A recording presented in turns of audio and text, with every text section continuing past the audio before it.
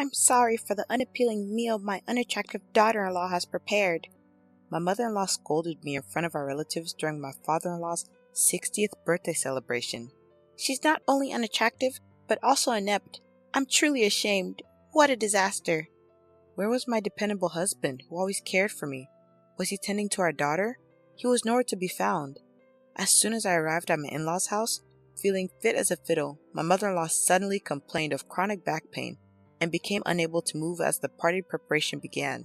She delegated all the preparation work to me. Later, she continued to belittle me in front of our gathered relatives who were there to celebrate my father-in-law.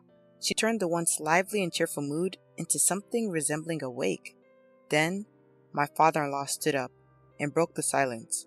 Is that all you have to say? No one could have foreseen the series of unimaginable events that this single phrase would trigger. I'm Sarah, and I'm 35 years old. 6 years ago, I married my husband, Michael, who is 3 years younger than me. We also have a 5-year-old daughter. My mother-in-law seemed displeased with me since I was older than her son. Every time we visited her house during New Year's, Memorial Day, or national holidays, she'd make sarcastic remarks at me in my husband's absence. I wish I had a younger, vibrant, and cuter daughter-in-law, not a woman full of age spots like you. Do I really look that old? Yes, very! Don't you see your own face in the mirror every day? It does hurt to be criticized about your appearance, especially as a woman. But I thought it was better not to make a big deal of it since we had only met a few times a year. However, this seemed to irritate her even more and she began to use more harsh words. You're quite thick-skinned for an old woman. You don't get upset no matter what I say. I find it annoying that you don't show a shred of modesty. Yeah. What should I say to my mother-in-law, who only says things that make me feel at a loss for words? In front of my husband, she hides her true dark nature and speaks kind words to me. My husband seems to have no idea that I'm being mistreated by her. But if I were to accidentally vent my frustrations, I would likely be the one blamed, so I've always held back. Visiting the house with my mother-in-law present felt truly burdensome. However, it was a significant celebration for my kind father-in-law's 60th birthday. Many relatives were gathering, and we were having a grand event, so I decided to attend. My father-in-law is a quiet man who doesn't talk much, but he wraps me in his subtle kindness. When I'm feeling down because of my mother-in-law's nasty words, he gently approaches me and speaks to me. Sarah, if you're having a hard time, feel free to tell me. If it's alright, I'd like to be there for you. I wonder if my father-in-law realized that I was being harassed by my mother-in-law. But to protect me from further harassment behind the scenes, he consciously refrained from openly supporting me. To celebrate such a warm-hearted father-in-law, our family left early in the morning and drove 3 hours to our in-laws' house. I was feeling a bit under the weather with the low-grade fever and lingering fatigue, so my husband Michael took it upon himself to do all the driving. On reaching my in-laws' place, my mother-in-law stepped lightly out of the front door with a gleeful expression. Well, well, look who's here. It's been a while, Michael. You should show your face more often. Oh dear, you look tired. Well, I've been driving non-stop, so it can't be helped. I see, you've worked hard. I'll get the bed ready right away. Why don't you go rest in the back room? I think I'll take you up on that. Sarah, you should get a rest too. You've been taking care of the kid in the car. You must be tired. Besides, you don't seem well. Oh dear, Michael, you didn't know? I called Sarah yesterday and we planned to go shopping together for the 60th birthday celebration. You go and rest. Sarah, once you've put the luggage at the entrance, we'll head out. Of course, no such communication had come and I don't remember making any such shopping promise. Having looked after our energetic 5-year-old daughter, I'm exhausted. And since I'm not feeling well, I'd like to rest too.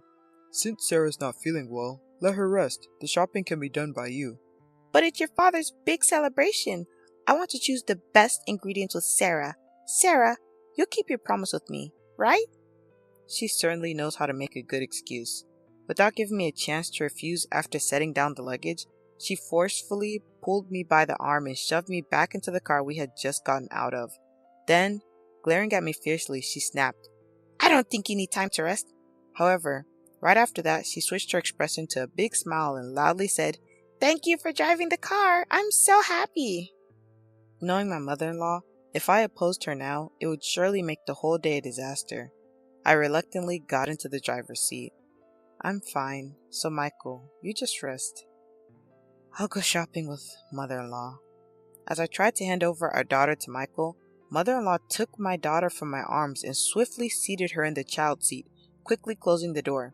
Looking after the child is a mother's duty. Well, Michael, we're off. Once she got into the passenger seat, her sweet tone from before completely changed as she started berating me. So, you can't even look after your child properly? Stop using Michael for your convenience. You're just an incompetent daughter-in-law who's only aged. What was terrifying was that she maintained a sweet facade since Michael was still nearby. Oblivious to all this, Michael waved us goodbye. I drove my unfamiliar husband's car toward a large supermarket. Of course, there was no way mother-in-law would stay quiet during the drive, and she started lecturing me right away. I'll make you regret lazing around while making my son drive. Mother-in-law, please don't say such scary things. I've been feeling feverish and fatigued since this morning. Your poor health is due to your bad management. Also, your crow's feet have increased, and the spots on your cheeks have darkened. I can't even bear to look, and your skin has lost its elasticity. I had lost all my energy to respond to her harsh words, and barely managed to arrive at the supermarket, nodding along the way. This is really exhausting. I wonder how all the other daughter-in-laws in the world managed to endure such treatment from their mothers-in-law. My high-spirited mother-in-law, without even a word of thanks, jumped out of the car and swiftly handed me 2 shopping carts. You're so slow. Get a move on. When I tried to avoid the crowds, she swiftly moved forward, filling the shopping basket with luxury foods like USDA prime beef, crab, salmon roe, and melons. And then she started to add in things clearly not needed for the day. Mother-in-law, do we need these urgently? I asked. We're bulk buying, so we don't have to come to the supermarket again and again. You should know that without being told, she replied. Feeling helpless, I let her do as she pleased. By the time we finished shopping, the 2 baskets were piled high. We're going to check out. Hurry up, stop dilly-dallying. Despite her rush, when it came time to pay at the counter, my mother-in-law showed no intention of taking out her wallet. Mother-in-law, the payment, I began, but with her hands folded behind her, she didn't move an inch. When I asked for the money again, she glared at me and got angry. You should pay for everything. Excuse me? I stammered. As a wife, it's your duty to entertain your husband's father. Don't be stingy and just pay. I ended up having to pay a total of $300 at the cash register to avoid making a scene. Not having any cash on me, I paid with my credit card. As a part-time worker trying to raise a child, this was a significant blow to my finances. And to make matters worse, I had brought $300 as a birthday gift for my father-in-law's 60th birthday, but I couldn't use that. The expense meant I would have to cut back even more on our living costs in the future, and the burden that had already been heavy just became even heavier. I wonder how I should tell this to Michael. If I report this, mother-in-law might cause a fuss. During the car ride home, my mother-in-law kept hurling insults at me. It was almost impressive how many different insults she could come up with. By the time we arrived home, my husband was still asleep, probably due to exhaustion. Upon seeing this, my mother-in-law smiled slyly and began to take advantage of me. After you put away the groceries, go weed the garden right away. Please, can I rest a bit? You have no right to defy your mother-in-law. This is the consequence for making Michael drive alone. So this is what you meant by making me regret, I murmured. If you have time to move your mouth, just go and move your hands. Hurry up, we're short on time. After weeding, clean the bathroom and the toilet. Despite the unfairness of the situation, I had no choice but to endure it for the day. I weeded the garden and then cleaned the grimy, yellow-stained bathroom and toilet, thinking that once the 60th birthday celebration was over, I wouldn't have to see my mother-in-law for a while. My husband woke up just as I had finished cleaning and looked surprised to see me. Sarah, are you okay? If you're not feeling well, don't overwork yourself. Take a break now. Thank you. I'll take you up on that offer. Ouch! That hurts! Just as I was about to lie down, my mother-in-law suddenly let out a loud yell, clutching her back. Although she had been lively just moments before, she started complaining about sudden back pain. My mother-in-law, who always presents a gentle demeanor in front of my husband, suddenly let out a weak voice. This is troublesome. My back hurts so much, I can't do anything. My chronic back pain has flared up again. I won't be able to cook before the relatives gather. Sarah, you're my only hope. But oh, what should I do?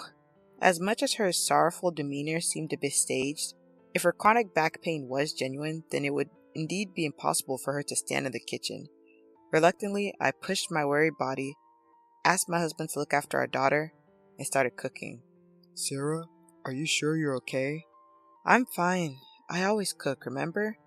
To my husband, I put up a brave front, but my body was already fatigued. Yet, it was an important day for my father-in-law. I felt that I couldn't afford to take a break. My head is spinning, and somehow the smell of food is making me sick. But I have to keep going for my father-in-law. After I managed to finish cooking, my father-in-law came into the kitchen to check on me. You've worked hard. Thank you for preparing all this food. Not at all. It's for you. Please enjoy it later. After that, the relatives started gathering one after another. Everyone wished my father-in-law well, creating a lively atmosphere. As we finished the toast and were about to start eating, my mother-in-law started saying something shocking. I'm sorry, everyone, but due to my chronic back pain flaring up on this important birthday celebration, the food was all cooked by my daughter-in-law. I apologize for the unappetizing food made by my unattractive daughter-in-law. Both my father-in-law and husband froze at my mother-in-law's sudden outburst. My daughter-in-law is not only unattractive, but she's also clumsy, a total failure. It's truly pitiful. Ouch! My mother-in-law exaggeratedly rubbed her back, continuing to disparage me. She's so clumsy that without my support, she can't do anything. I wonder if she can even take care of her own child. I'm so worried about whether Michael can manage with such a woman as his wife. What was supposed to be a festive atmosphere quickly turned gloomy, resembling more of a wake than a celebration. My usually supportive husband, who was supposed to be looking after our daughter, was nowhere to be found. At that moment, my father-in-law, who had been sitting quietly, suddenly stood up. Is that all you wanted to say? Huh? Seems like it. Maybe we should kick out the useless one then. Following his words, my husband entered the room, holding our daughter in a suitcase. His face was unusually stern. Dad, as you said, I've packed her stuff. My mother-in-law smiled at the sight, seemingly pleased. Sarah, looks like you're getting kicked out. Hehehe. But to her surprise, my husband handed the suitcase to her. What? My father-in-law's booming voice added the final blow. Take that and get out of this house right away! Although she seemed unable to comprehend what was happening, my mother-in-law quickly understood the situation. Why should I be the one kicked out? It's Sarah who's useless. The bathroom is always covered in mold, the toilet left dirty, and you call Sarah useless when you barely cook anything? Not to mention how harshly you've been treating her. I've had enough. It's the mother-in-law's duty to discipline the daughter-in-law. I was only pointing out her shortcomings. Discipline? What era do you think we're living in? Realizing that an angry father-in-law, eyebrows raised, wouldn't take her side, mother-in-law turned to her usual theatrics and began crying to my husband. Michael, don't misunderstand. We might need to take care of your father someday, right? So, I was teaching Sarah how to be a good wife. As tough as that was. Take care of him? That's a laugh. I won't be fooled by you anymore. You've just been bullying Sarah. Even today, despite feeling unwell, she came along to celebrate Dad's 60th birthday. Sarah volunteered to celebrate, didn't she? Don't lie. You also made her pay for the groceries, didn't you? I found a receipt from today in her bag when she was trying to take out candies for our daughter. It shows that Sarah paid with her credit card. I just asked her to pay because I didn't have any cash on hand. I was planning to pay her back, honestly. Really? If I hadn't noticed, you would have just kept quiet. I've turned a blind eye to the common mother-in-law and daughter-in-law issues, but you're going too far. I'm fed up with living with a spiteful old woman. Seeing my husband and father-in-law turn away from her, mother-in-law began to blame me with all her usual acting prowess, tears streaming down her face. So, Sarah has been making false accusations about me. That's terrible. You're all making me the villain. No, I haven't said anything, but it's a fact that you've been bullying me, isn't it? For the sake of father-in-law and my husband, who had gone to great lengths for me, I gathered the courage and spoke the truth for the first time. I would no longer let mother-in-law have her way. That's right. We heard about it from Mia. We also know about the nasty comments you made about Sarah at the supermarket and in the car. Afterwards, you made Sarah do all the weeding and cleaning the bathroom and the toilet. Yeah, Grandma was mean to Mommy. She made her clean a lot of places. You can't trust what a child says. Mia doesn't lie. Let's check the dash cam footage. That should clear everything up. Michael, could you do that? Good idea, Sarah. I'll do that right away. What is that? Ignoring his mother's question, Michael went to the car parked outside, started the engine, and began playing the dash cam footage. The latest device, which can also record the inside of the car, was installed, so even facial expressions were clear. Ah, it's showing. She was saying these things. I'm shocked. Everyone, come over here and watch this.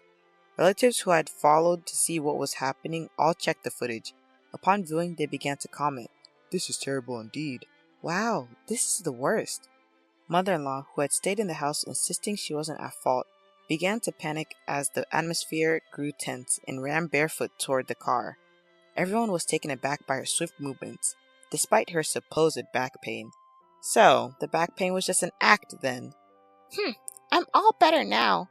After casually responding to my words, she tried to awkwardly seat herself in the driver's seat to turn off the dash cam, but she was firmly held by my father-in-law, making it impossible for her to move. Stop this right now. Don't look at them. But it was too late. No amount of yelling could help her. With all her misdeeds exposed, my mother-in-law, stunned and speechless, sank down helplessly. That's when my father-in-law casually handed her a single piece of paper. I filled in my part. You just need to write your part and submit it. What? Isn't this a divorce form? I had it prepared just in case.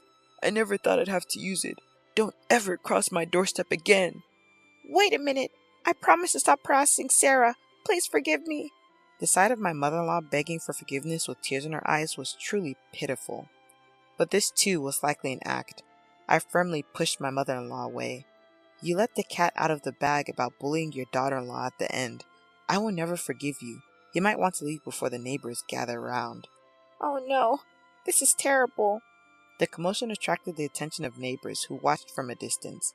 Perhaps not wanting to make a scene, she promptly took the divorce form and suitcase, and her supposed back pain was nowhere to be found. She rushed out of the garden. The villain had been dealt with, but I returned home filled with guilt. I'm sorry for all this during your 60th birthday celebration, Dad. When I earnestly apologized, he responded, Sarah, you did nothing wrong. I'm sorry for all the trouble we've caused. Let's start over. My father-in-law smiled. The relatives also watched with kind expressions. Later, they praised the dishes I had prepared and ate heartily. At that moment, all the fatigue seemed to fly away. Thus, we celebrated my father-in-law's 60th birthday in a grand manner. My mother-in-law, who was initially reluctant to agree to the divorce, eventually agreed, and they divorced amicably. It was also revealed that she had been misappropriating funds from my father-in-law's account, and she was ordered to repay $10,000 that she had spent recklessly. Unable to find work due to her lack of experience, she now works as a janitor in an office building late at night. With barely any money left, she lives in a rundown apartment that's seen better days. On the other hand, I found out that I was pregnant with my second child. It seemed that the feeling of discomfort I had earlier was due to my pregnancy. 5 months have passed since then, and my husband Michael has been very caring. The ultrasound revealed that we're expecting a boy. Both Michael and my father-in-law are looking forward to his arrival. Already excited, my father-in-law sent over blue baby clothes. My adorable daughter is overjoyed at the thought of having a younger brother, and practices taking care of a baby with her dolls every day. Watching her gives me immense happiness.